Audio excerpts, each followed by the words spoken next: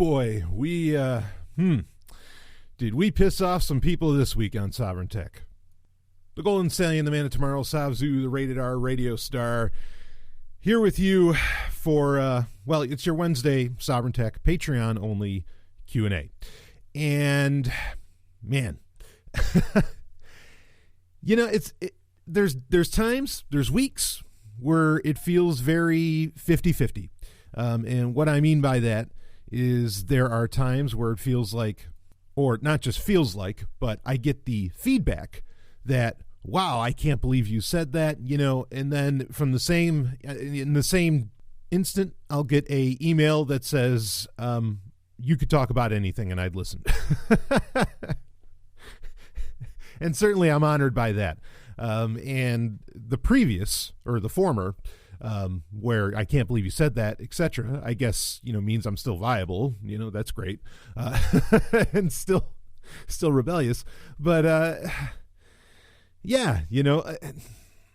we'll get into, because when I talked about, so what happened is, I have other shit I want to talk about, and we've got questions to get into. But during the important messages segment of, I guess it was episode 276 of Sovereign Tech, I got a lot of people that said they couldn't believe that I didn't think there was ever going to be that I wasn't working towards. I mean, I got accused of working towards, an earth where it's all a free market paradise and everything's anarchism and blah, blah, blah. That's what I got accused of. And I said, no, I've never, ever espoused that. I've never said that I was going to. I'm working towards more people, applying anarchism in their lives or, becoming anarchists, sure. But I don't have the illusion that in the future, this whole planet is going to be, full of anarchists. That's just never going to happen, folks. It's just not. Okay. And I got a lot of people very mad about that. And I got a lot of similar emails, interestingly, with a lot of similar quotes. So part of me even wonders if it wasn't just like 2 or 3 people that sent out so many emails about this, but whatever. But like I said, then at the same time, I get an email, seconds later, after the show comes out that says, please keep on talking. Like, I'll just listen to anything that you have to say. Like, you don't even have to talk about tech. Okay. But that's not what I'm here to do, and I'm sure as fuck. And I've been really trying this for a long, long time, or making sure of this for a long, long time. I'm not here to create any kind of cult of personality. I'm just here to drink some tea. Excuse me for a moment. Ooh, that's tasty. Earl Grayer Vanilla from the Republic of Tea. They are not a Sovereign Tech sponsor, though I'd certainly let them be a Sovereign Tech sponsor. They power this show about as much as anybody else with their fucking high cap teas. But actually, I don't like this Earl Grey or vanilla. The vanilla kills everything that's great about the Earl Grey. It kills the bergamot. It kills all of it. Don't do it. I can't let.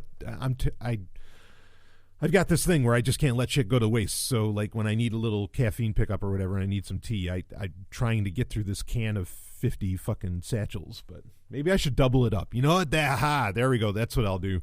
I'll put in 2 little, tea bags, and then I'll go through it twice as fast. That's a solution. All right. Anyway, we'll talk more about the whole anarchism thing a little bit later in this episode.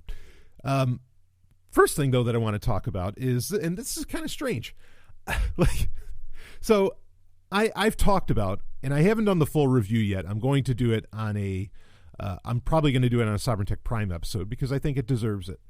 I talked about, in fact, it was actually a little Patreon episode that I did where I reviewed the first few episodes of Stargate Origins, which is the new little web series that has Connor Trenier in it, of course, that people remember from Stargate Atlantis, as well as more famously as Commander Trip Tucker on Star Trek Enterprise, right?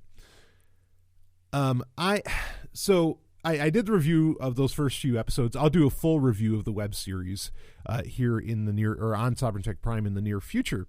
But to watch Stargate Origins, yes, you can torrent it. You can torrent it right now and have a good time. Yes, they're going to probably release a Blu-ray with the feature-length version of the whole damn thing. Yep, In fact, I think they've already announced that they're going to do that, okay? So this isn't the only way to watch it, but the initial way that they were wanting you to watch it was they wanted you to sign up, okay? The creators of Stargate Origins and MGM and, the people behind everything going on in Stargate right now, they wanted you to sign up for Stargate Command, which Stargate Command is a streaming service that I have spoken very positively of, that is all Stargate all the time. Like, there's blog posts about Stargate, there's fan polls, there's all this stuff. It's just this one big Stargate portal, no pun intended. And all the movies, all of the TV shows, and all their seasons, which are legion. I mean, like, there's tons of them. You're watching hundreds of hours of shit, if not more.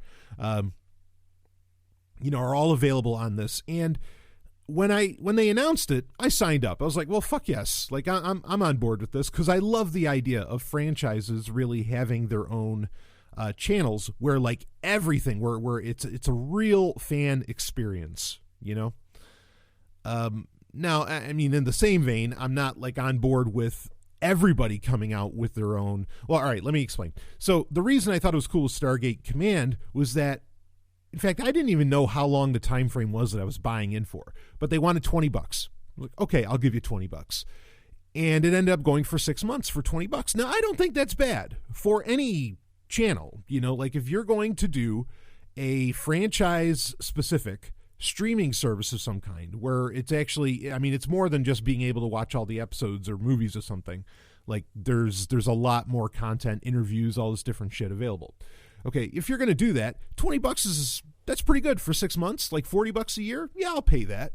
I'm not going to pay Netflix prices. I'm not going to pay $10, $15 a month for that sort of thing, because like, I mean, even as big, and I am a big Stargate fan as I am, how many times can I watch that? Or, how many times am I going to watch that in a year where it makes sense to pay $20 a fucking month? It just doesn't. So, but like, we have there's the, what is it? I think they're actually calling it DC Universe. There's the DC Universe, a streaming channel that's been talked about. In fact, I'm a little excited about this one because they're going to do a Swamp Thing show.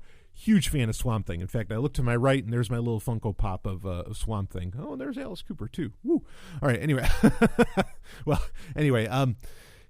I don't know what pricing DC Universe is going to go with, but I would recommend that they roll with, because they're not Disney, who I think could get away with charging $15 a month.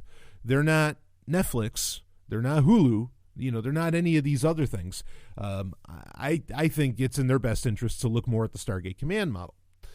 But we'll see. We'll see how they end up charging for that. If they're doing like a full-on Swamp Thing series, I don't know if they could actually get away with only charging $20 or, like, shall we say, $40 a year or $20 for every 6 months.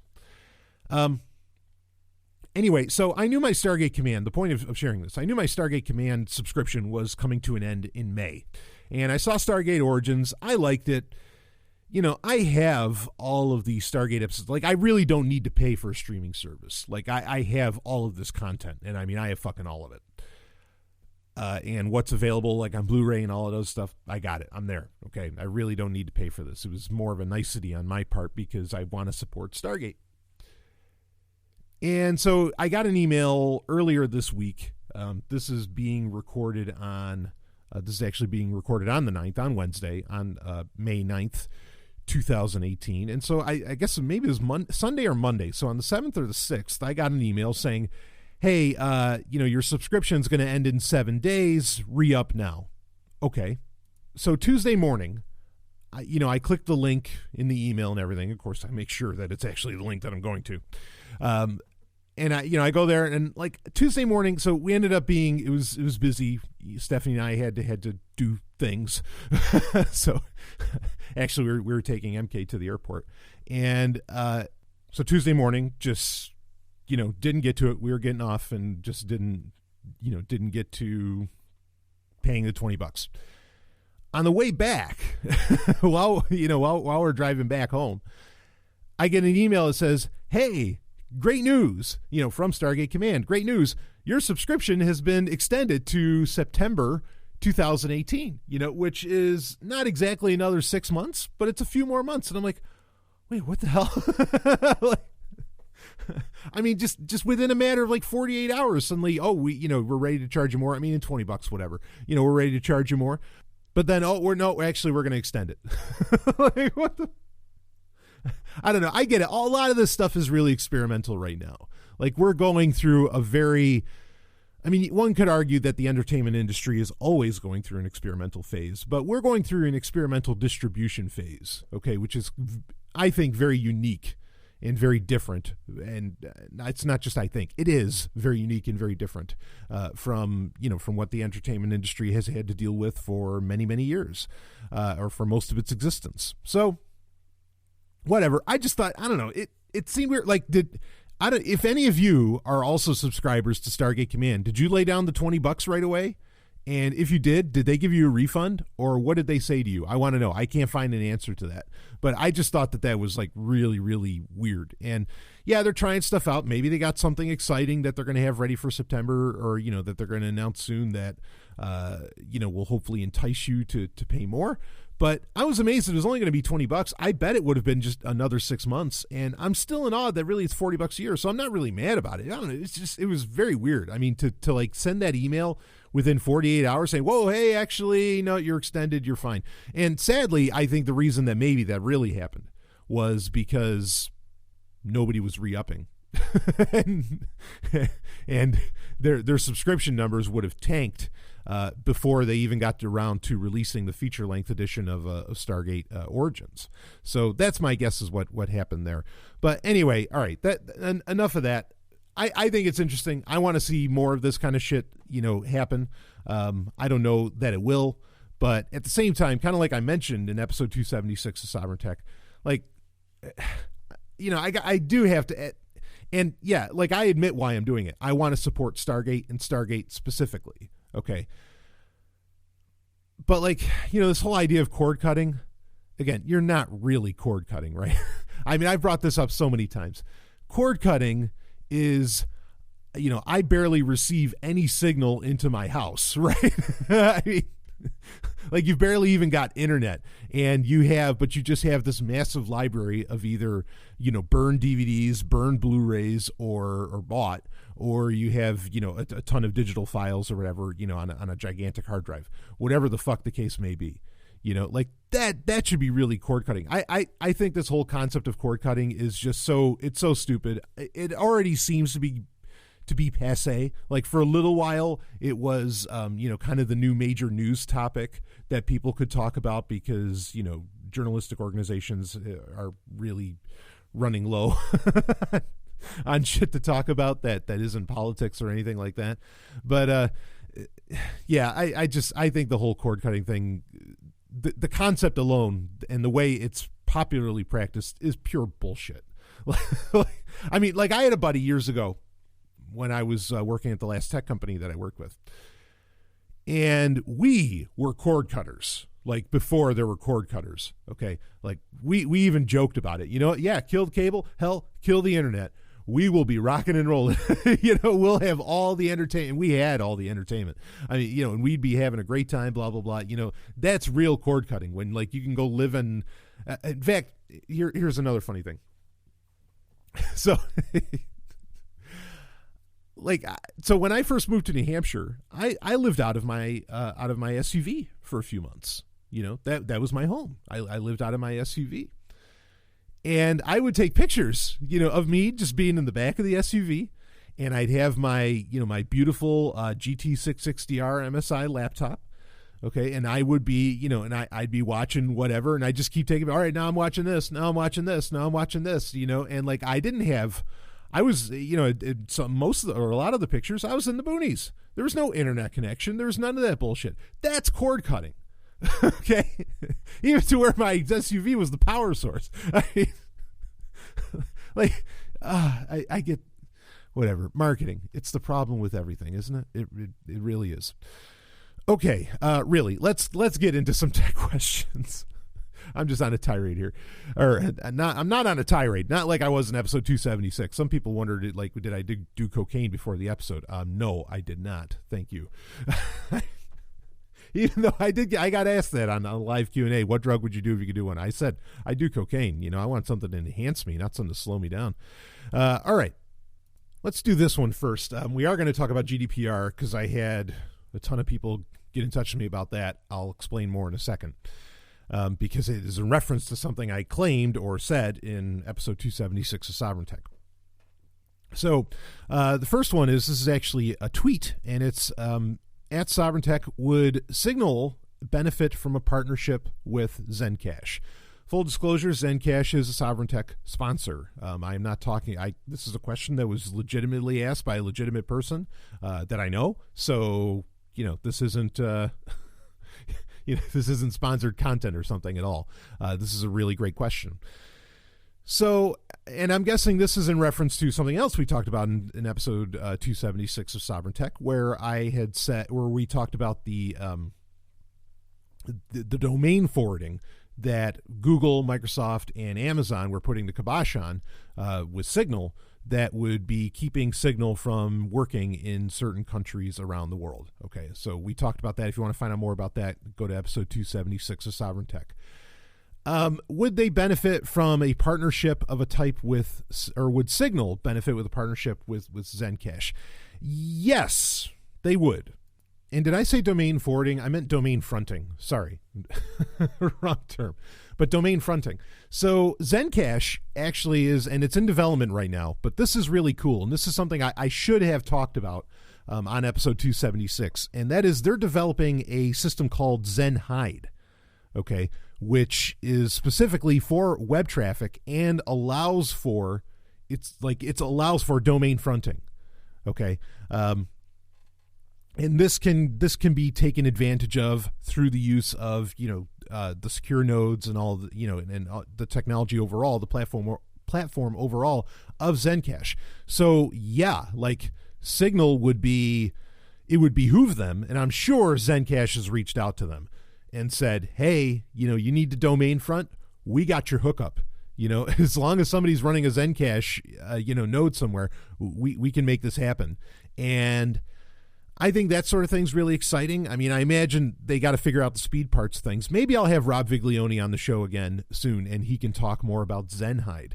But yeah, this is a feature that was in development before this announcement came out of what Amazon, Google, and Microsoft were doing to Signal specifically.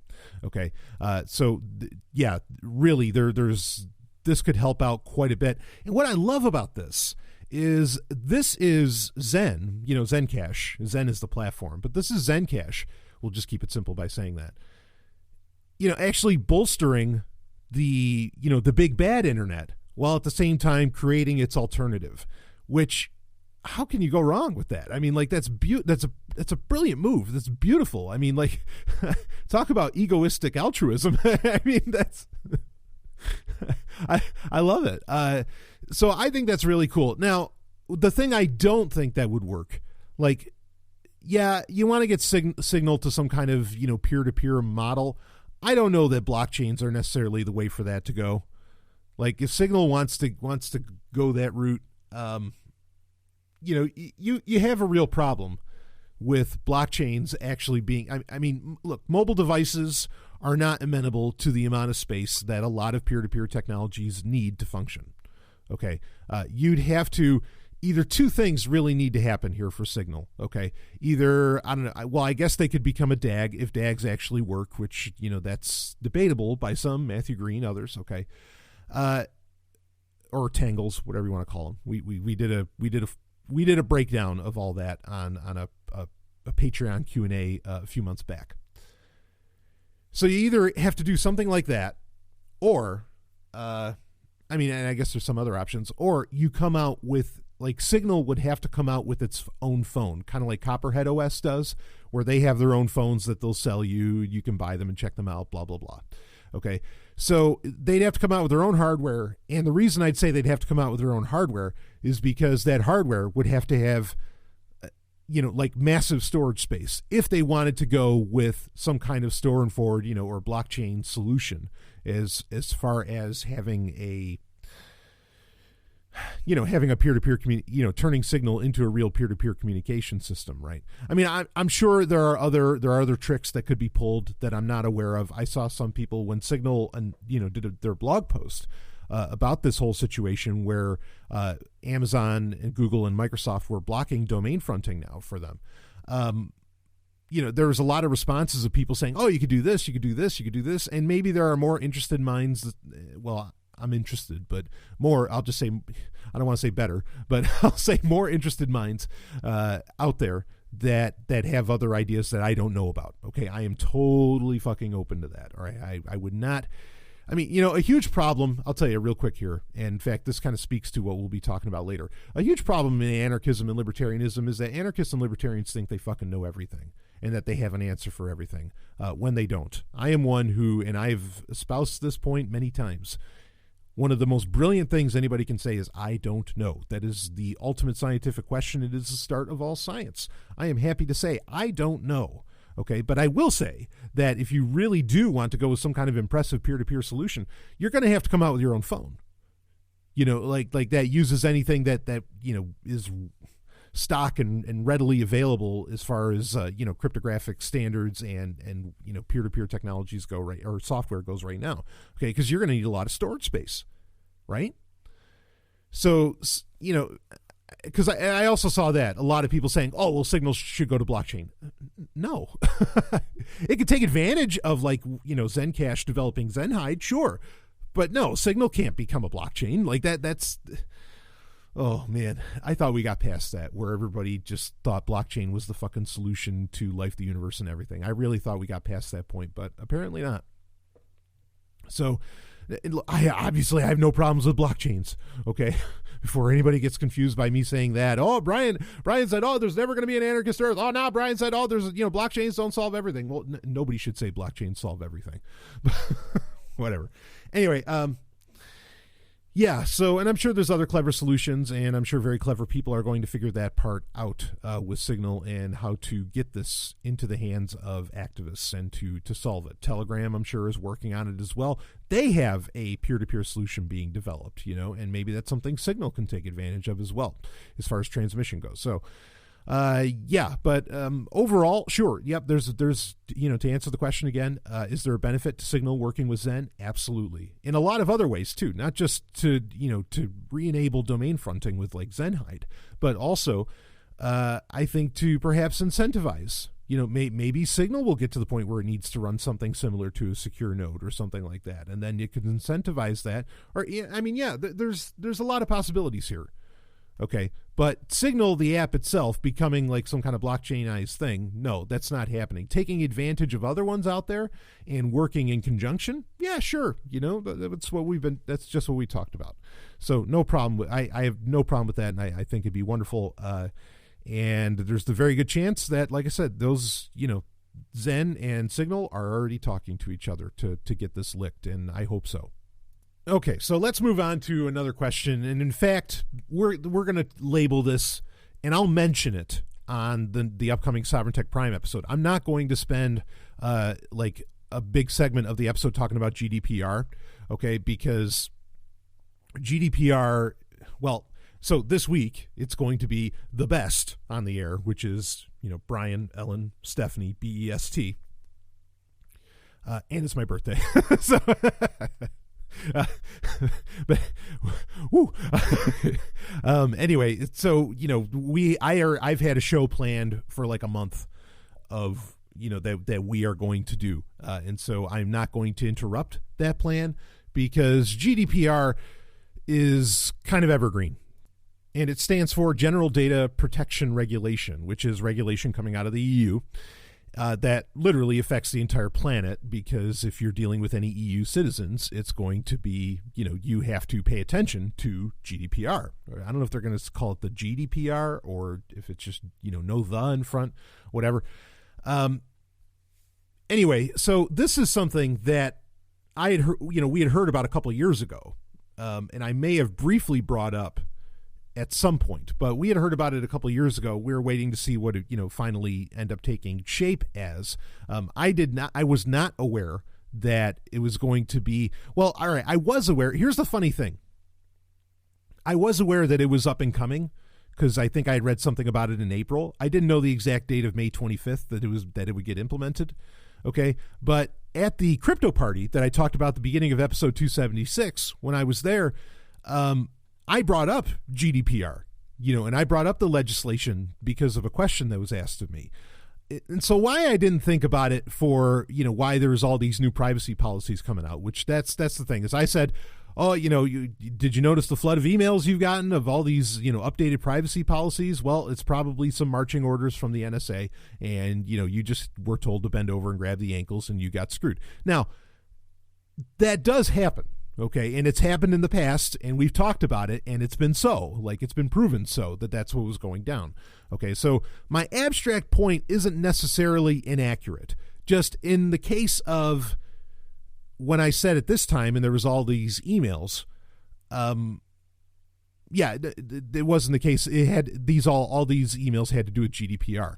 So now I don't know if that's why. Because I got a ton of emails of people saying. In fact, it's funny.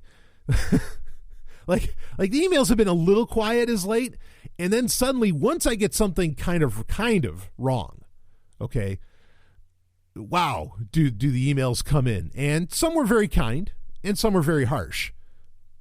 Some say an idiot, and others like the one time you got me, and I don't mind being open and honest and saying that I'm wrong. I mean, even the actual best in the world, like say Steve Gibson of Security Now, he'll have to come back a week later and say, whoa, I was dead wrong, about something, or I got that completely off and and wrong about how he said something.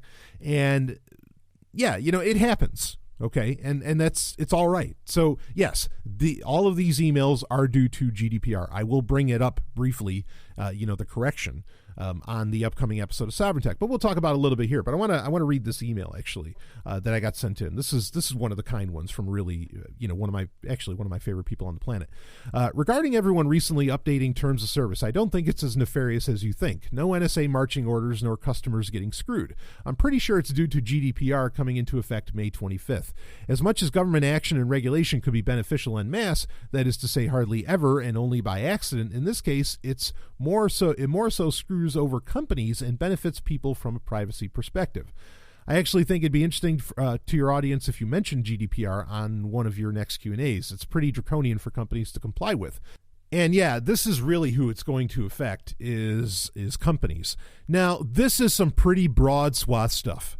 Okay, GDPR is huge in its ramifications. And again, bottom line is, if you're a business online, and who the fuck isn't, if you're a business online and you in any way deal with European citizens, okay, even though citizens isn't really a thing, but if you're dealing with European citizens, you have to follow the guidelines, okay, of GDPR. And there's people who now I mean, like any legislation, okay, this is very much a two-edged sword. Well, I think any legislation's terrible, but I can get why some people think this is a positive thing. But then also, I see what can happen behind the curtain and how this is already being twisted to actually create a less transparent and a less privacy-focused internet ecosystem. Okay, and I'll explain more about that. So the GDPR is this really strict set of rules that the EU has put in place that says companies, you need to be transparent with what data you're collecting about consumers and users. All of this, you've really got to be on the up and up with what you're doing with personal data collection. Okay.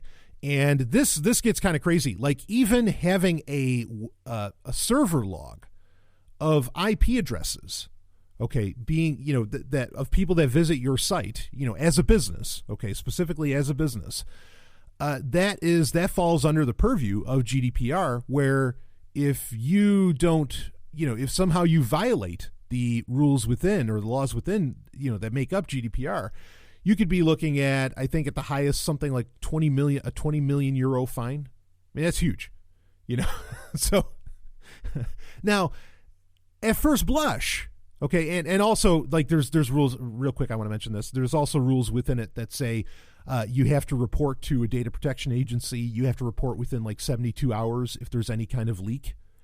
And the data protection agency needs to more or less decide whether or not you need to disclose this data leak, because maybe the leak isn't information that really matters, in the grand scheme. So they'll, the data protection agency will say, okay, no, you don't actually have to, reveal that this happened, or you have to create, like, say a company doesn't report it, an exploit, or report a data leak.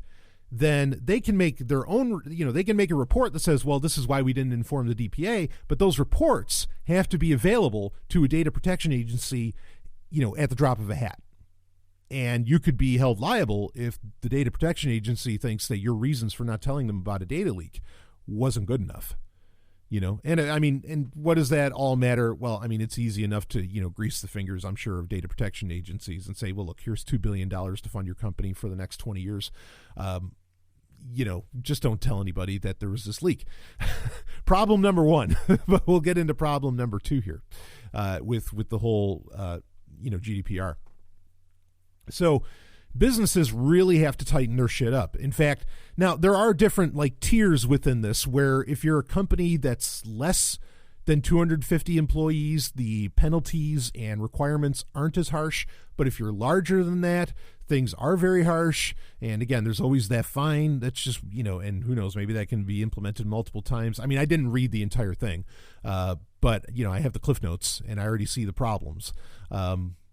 But anyway, so the idea is that you're, like I say, at first blush, it sounds great, because it sounds like what I've been espousing for some time on Sovereign Tech is that companies should see consumer data or, user data as toxic assets, because you could potentially be held liable for that data if anything ever happens to it. Like, you should be terrified of collecting data and want to collect as little as possible. Now, at first blush, it seems like GDPR is saying, okay, yeah, this is how you companies probably want to act, because and there are a lot of companies that are changing up either they're not going to keep server logs even of the IP addresses or whatever. There's a lot of confusion. People are really trying to figure all this out. There's teams of lawyers that I'm sure are going nuts about this. Here's one of the instantaneous problems, though, is that a lot of companies, tech giants, Facebook is one in particular, who previously had, like, say, their various APIs that people could take advantage of, where they were previously open. They are now closing them off. They are lifting up the drawbridge, as it were, okay? And they are saying, okay, yeah, we're almost, GDPR compliant, and we're going to close off these APIs to the public. That way, that way we're sure what everything is, what kind of data these APIs are working with and everything, and we can be clear on that. Here's a little bit of the problem with that. Okay. Now, you have journalistic institutions complaining about it, but you have the media complaining about the loss of access to some of these APIs, but why are they complaining about it? Well, a lot of them are complaining about it, even though they raise a great point when they do it. Let's be clear here. The real reason they're worried about it is because they won't have access to analyze that API data. They won't know how to reach their readers and, their audience better, okay, because they would use the data from these, open Facebook APIs to be able to do that. But at the same time, their point is accurate, that when a lot of these APIs and a lot of the technologies that these tech giants provide, that they are now closing off because of, becoming compliant with GDPR, they are losing the ability to see just exactly what the Eye of Sauron is doing, right? They're losing the ability to actually see, what kind of data is Facebook actually collecting? Now it's getting to the point where we don't know. Where third-party analysis isn't possible, or at least by the everyday person, as to where previously, you could look at their APIs. Just about anybody could. Now it's going to fall under the purview of very specific, delineated, delegated data protection agencies that would be able to do that, or governments. And do you trust them? No. Why would you?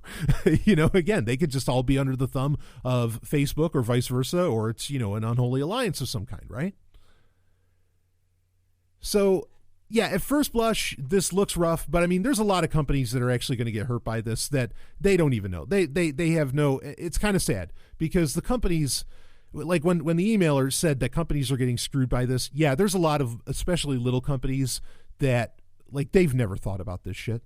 Like, and why should they? You know, like they're not interested in consumer data whatsoever. They're just doing business. But GDPR's, requirements are so strict and so broad that, you got to be terrified and mind your P's and Q's about every little piece of data out there. Do I want people to be able to do that? Sure. But, I can empathize with a lot of entrepreneurial people that they don't think about this sort of thing, and like, they're not interested in your data, but it's not even just a matter of like being able to collect, even if they never collected your name, your credit card number, or anything like it. Like I said, something as simple as IP addresses falls under GDPR, and there's not a whole lot you can do about that. I mean, there is, like I say, you can stop keeping, logs on the server, but I mean, most people don't know how to go through that process. I mean, like this is draconian. The word is accurately used. This is very draconian for companies to have to follow. Like I said, even companies that just don't give a shit about user data. They're not interested. They're just doing their thing, and they have to pay attention to that. So now me, do I have any concerns around this? Well, I've made it. Okay, so here's a few things. I've been very particular. Okay, yes, I have a little game company. It's so little, it's a one-person thing. I have a show that has sponsors. I have all these different things. Okay, now I am not saying that you should do what I am doing. All right, I am not recommending that at all. I am not saying I am engaging in the best business practices. Here's what I am saying, is that I have people that are technically labeled as volunteers, okay, that work with me. There's one, so I don't have employees. As far as like how I, do I incorporate things and blah, blah, blah, blah, blah. I've done two things over the past couple of years, honestly, when I kind of saw a lot of this coming down the pike. One is that I made a dramatically simple website. Okay. That, where I'm being very careful in any information that could possibly be collected, including about IP addresses, which I am not keeping a log of IP addresses of people that visit my site. So there's that. Okay. Now I do have, where it collects, where I get emails and email addresses and all that, like all of that. Again, there's zero logs involved with this. So that's part of the reason I went to a much more basic site. Okay. Was to, avoid a lot of this. The other thing I do is that I have offloaded, like my games that I sell them through itch.io. Okay. My music that I sell it through Bandcamp. My, like all these different things I offer through third parties that I let them, okay, like my podcast, all on SoundCloud. I let them do all the legal heavy lifting. Okay. I let them handle it. That way I don't really have to, I don't so much have to worry about it. Okay. And then again, I keep a very, very, very simple, very simple website. Like it's a concern. In fact, like the Twit Network was talking about this, where they host their own podcasts. And I think that's the right way to go. Like, I think that's cool. I would rather do that as well. Okay. But they host their own podcasts. To be able to do that, they are collecting data about the people that download their podcasts. Now they're held responsible for that data, and they've got to do something about it, even though that's completely benign. And it's a fine thing for, not that they know your name or anything, but they're collecting data that falls under GDPR regulations. And, now they have to worry about that. And I think that's terrible. I think that is draconian. That's horrendous that they have to worry about that sort of thing.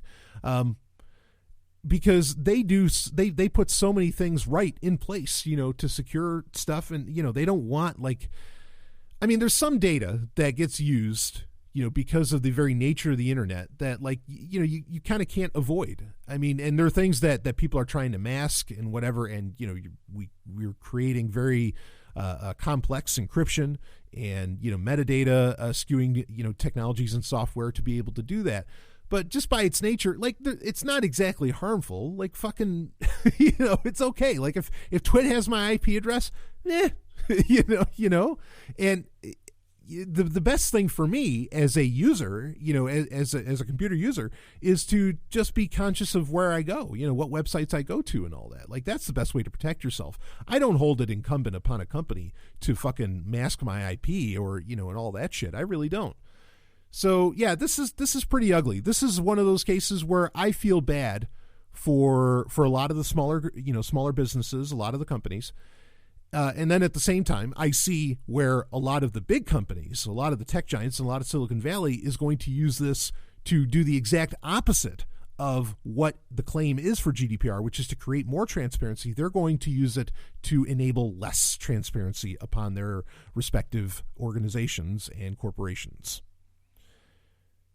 That's happening. This is the two-edged sword of this whole thing. If you think that this is, if some people think this is a good idea, and I get it. Again, the spirit of it, I understand. And yeah, like, it's great for companies to really be like, well, we should pay attention to user data more. I think GDPR goes a little too or more than a little too far, but whatever. I'm an anarchist. I don't give a shit about legislation anyway, more or less. But yeah, I've set things up so simply with Zomia Offline Games, Sovereign Tech, Audio of the Ancients, and all that. I've set it all up so simply and mitigated a lot of it to third parties to handle.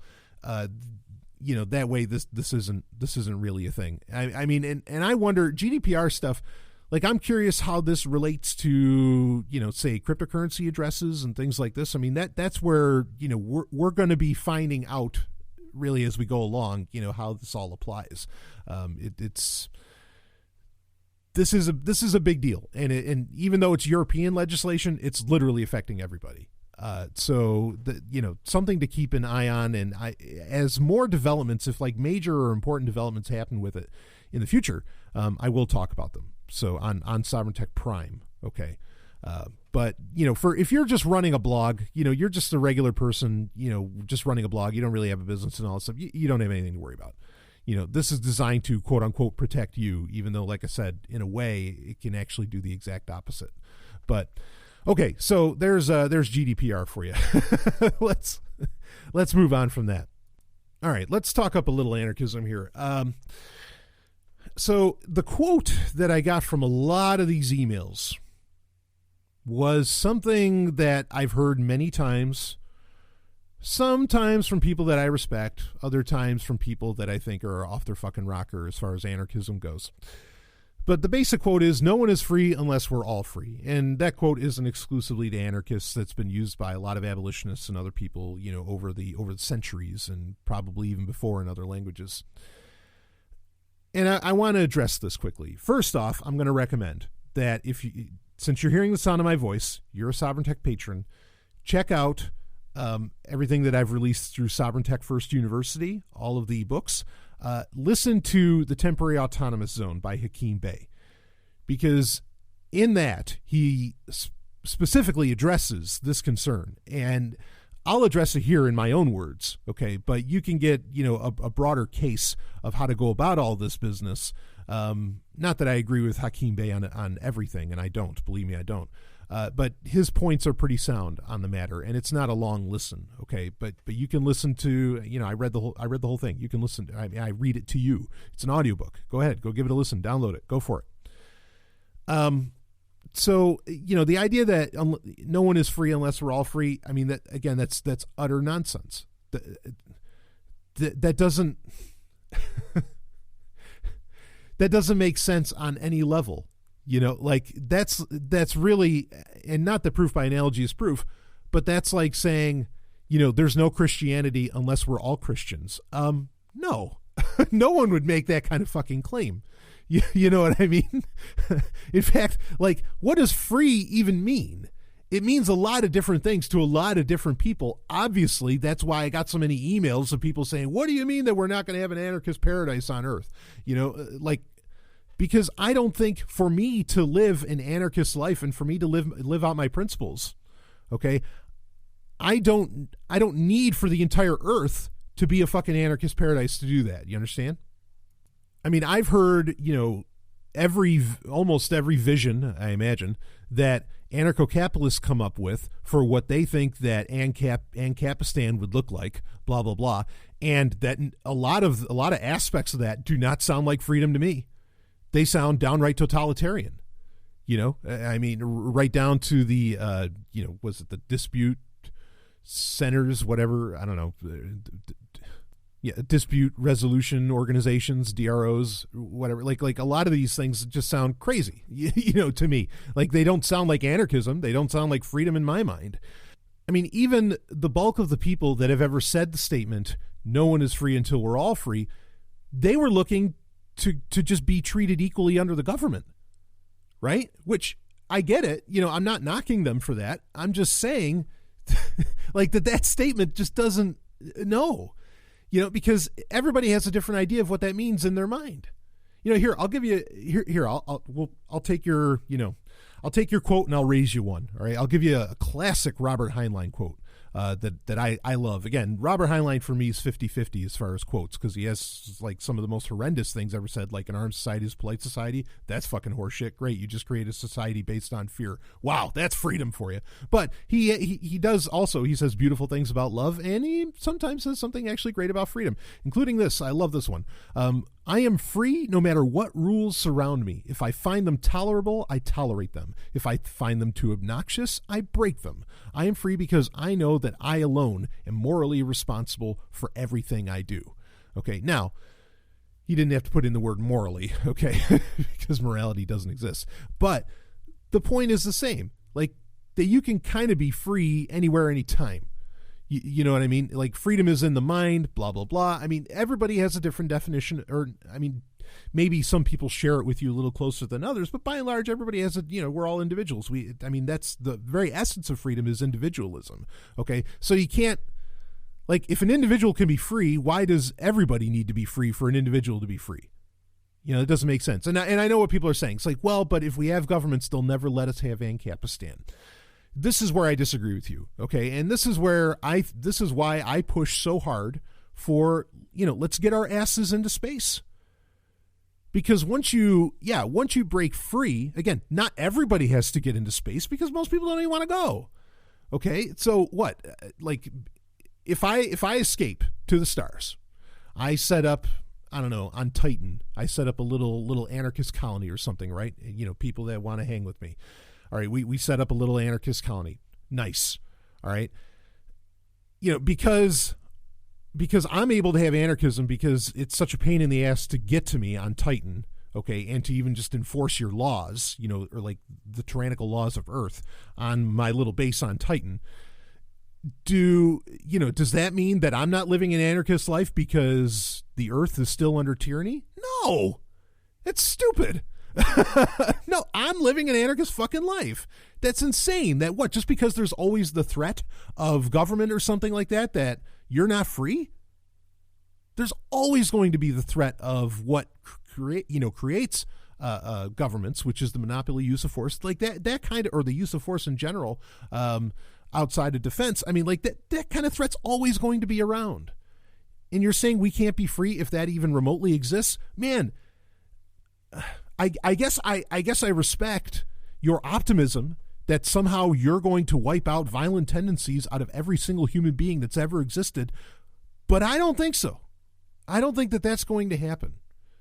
I think a lot of people, most people are just very salt of the earth. Sometimes I use the word stupid. Maybe I shouldn't use that so much, but most people are just very salt of the earth, and they just go along, and they just follow whatever's going on around them, and they have they don't even think about like intrinsically what they want in life, blah blah blah. They just follow the marketing, or the cult leader or whatever, and they just go. I don't think we're ever going to get rid of that in humans, because I think there's some, and I don't think it's yes, I can't, I can empathize, I guess to some degree I can empathize with their position. I don't understand it personally, but at the same time, like, do I give people the freedom to follow somebody? Sure. So who am I to say? As long as they're not necessarily coming after me, or if they are, well, then when they do, I have to deal with that, and fine. That's how things are. Otherwise, you're engaging in preemptive war, right? Preemptive strikes, which I thought libertarians and anarchists had a problem with that sort of thing. Maybe I'm wrong. Yeah, I don't get it. I don't get it. I don't understand why there's this thought that well, I mean, if you want there to be an entire anarchist church, oh sure, great. I'm glad that you want that. But, and I'm not coming from an argument of pragmatism. Let's talk about this. Let's really start to let's gather up some scientists, okay? Let's talk to them from all their respective fields and let's break all this down. And I think what you're going to eventually, come up with is what you already know, is that there is no one-size-fits-all solution for all of humanity for biological reasons, psychological reasons. Go down the fucking list after you talk to these people. Okay? Hell, even geographic reasons. It's not one-size-fits-all. So, I mean, and it's funny because, like, even the idea that somehow you anarchist/libertarian, think that you can come up with the system that applies to the entire planet, that is such hubris. That's what I was mentioning earlier, where really a lot of anarchists and libertarians have this problem where they think they have the fucking answer to everything. No, you don't. You can't. No one's that smart. I mean, nobody. Carl Sagan wasn't that smart. For fuck's sake, he still believed in governments, that governments were necessary. So did Asimov. Well, actually, I have a different theory about Asimov, but that's another story. But you get my point. No matter how much you try to grasp everything, and believe me, I have in my own mind, I have this constant drive, this personal directive. I have to learn. I want to learn everything, but I know, like, that right now, that's just not possible, and it's not possible for anyone. Like, I have like a mental imperative that's constantly, at the back of my head. Learn all that is learnable, like V'ger, right?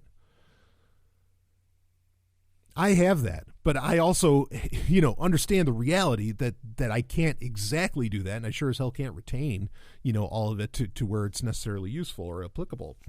So I get very annoyed when, it's the same annoyance when libertarians say, well, let the market solve it.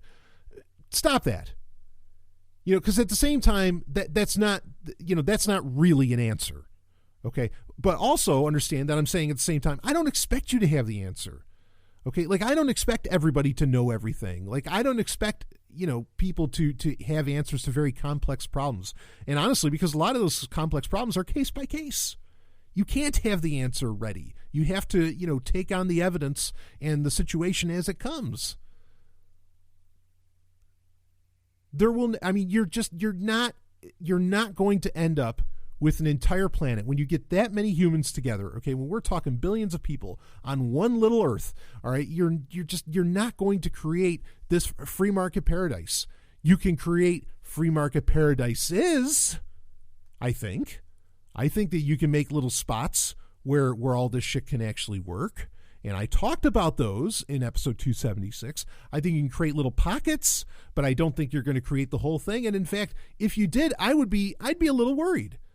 Like, what the hell happened to humanity where suddenly it's all following under one ideology? That's terrifying to me. I like diversity. I mean, you want to get into scientific concepts? Here's one in the top 10 of scientific concepts. The order of nature is to diverge.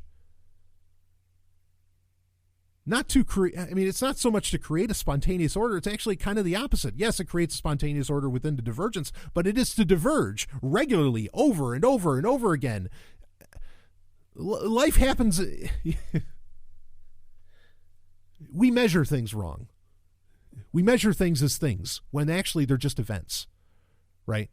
We really have very skewed thinking, and it's a problem with language. I understand that. But get over it.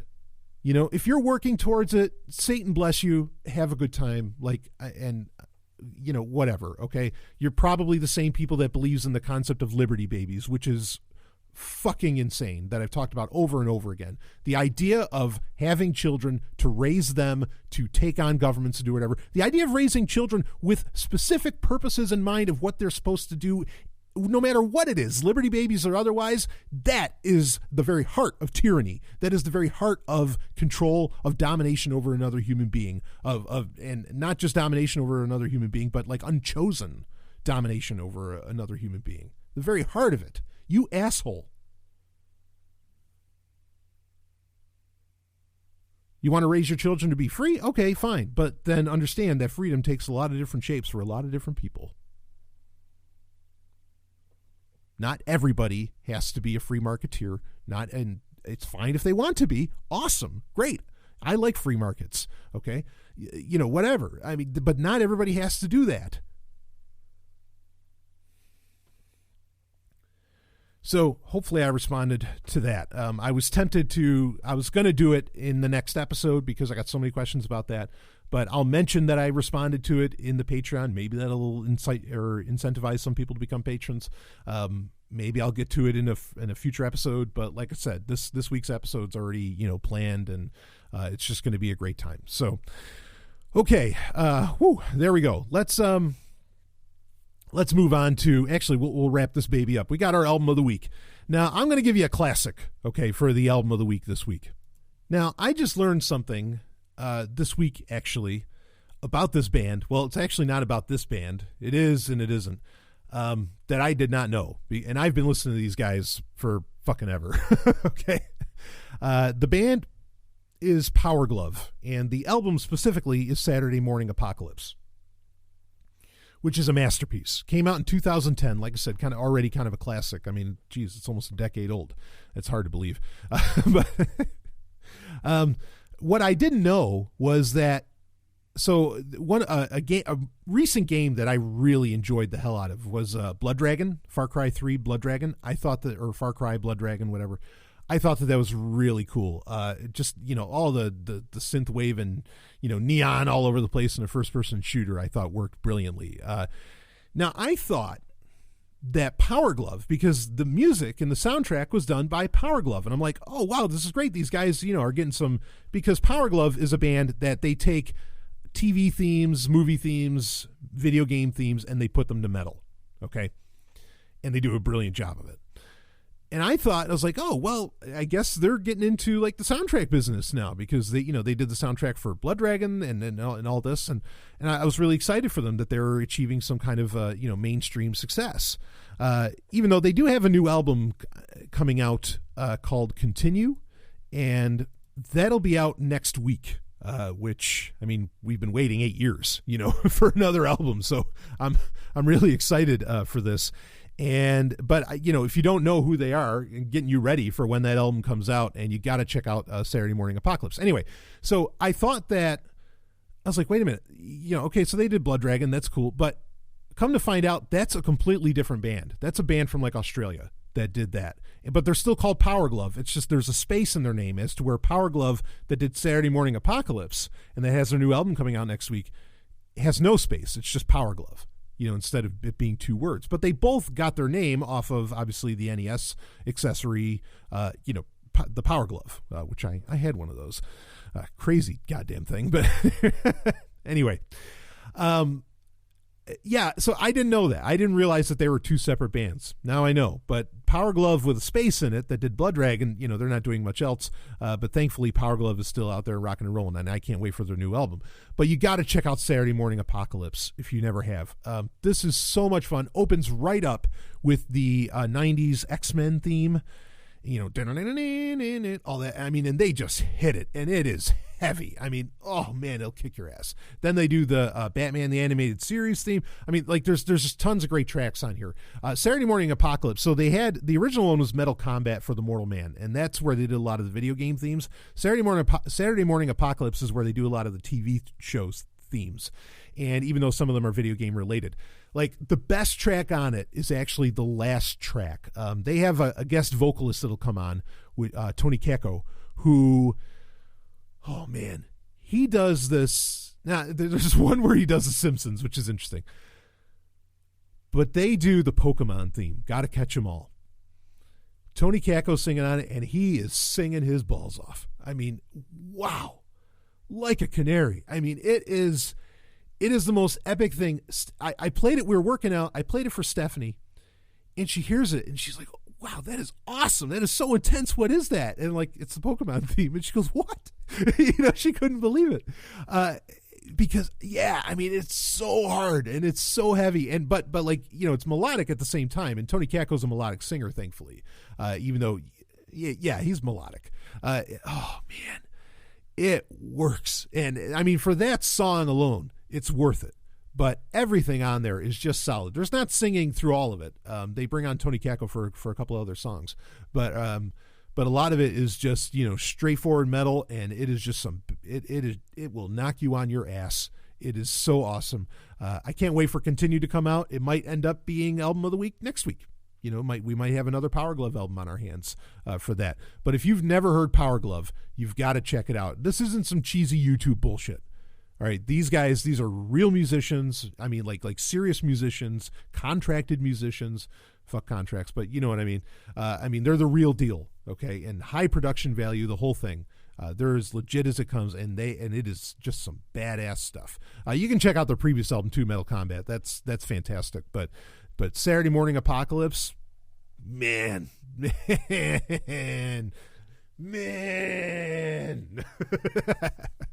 Anyway, give it a listen. So, okay.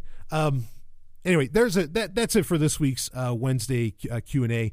Got other content that will be coming out soon. Of course, I did put out the post for the Relationship Rhombus show. Already got a couple questions from people on that. Feel free to ask anything for those Relationship Rhombus shows, and then we'll make that happen. And we'll get that recorded soon. I'd like to get to some more hentai episodes reviews this month, and also I would finally like to get to recording Sterner's Critics. Let me tell you, if you're wondering, like, why... So here's the thing. Making those audiobooks actually isn't a very hard process for me. I'm kind of a one-take Tony, where I can read it once and it turns out, I think, good. Based upon the reviews I've gotten for the audiobooks that I've done, people love it. Okay, so, but that's your words, not mine. The hard part is that, especially like with a lot of these classic anarchist works, like all these people have fucking weird-ass Russian and French names.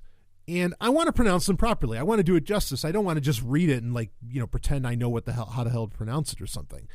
And sometimes it can be really hard to find the pronunciation for these names because, sadly, outside of say anarchist movements more in Europe, like in America, everybody just wants to pretend that anarchism didn't exist until the 20th century, and I think that's both insulting, pathetic, and completely ridiculous. But that's really what you get. Or maybe they might mention Benjamin Tucker if they're feeling really kind. Okay. But anyway, there's a lot of this and it's very hard to find, the pronunciation of a lot of these names. And so that's often what will take a lot of time for me, in releasing these audiobooks is like, I'm spending more time trying to find out how to say the shit in these books than I am actually recording them. So if you're wondering what's the holdup with that process, often that's what will hold it up. Otherwise, yeah, it's relatively easy for me to come out with one book per month, but that's kind of the challenge that I face, is that I'm trying to expose you to the anarchist tradition, even though that's kind of an oxymoron, but the anarchist tradition that has been around for a long time, has brilliant and wonderful things to say, like really wonderful things to say, that you're probably not getting anywhere else. And because if you look on the book recommendations by most, or not all, but by most anarchists, shall we say, social media accounts, well, they're just telling you to read, I don't know, some bullshit by some guy down south. And so, yeah, there you have it. But anyway, okay, that's enough for this week. Whoo. That's a plenty, or not for this week, but for this week's Wednesday Q&A, and more to come. I will see all of you, on the other side. And hey, be excellent to each other. That's right. Bill and Ted's 3 is happening. Woo! Ha! There you go. How about that for leaving you? All right, really. I'll see you on the other side.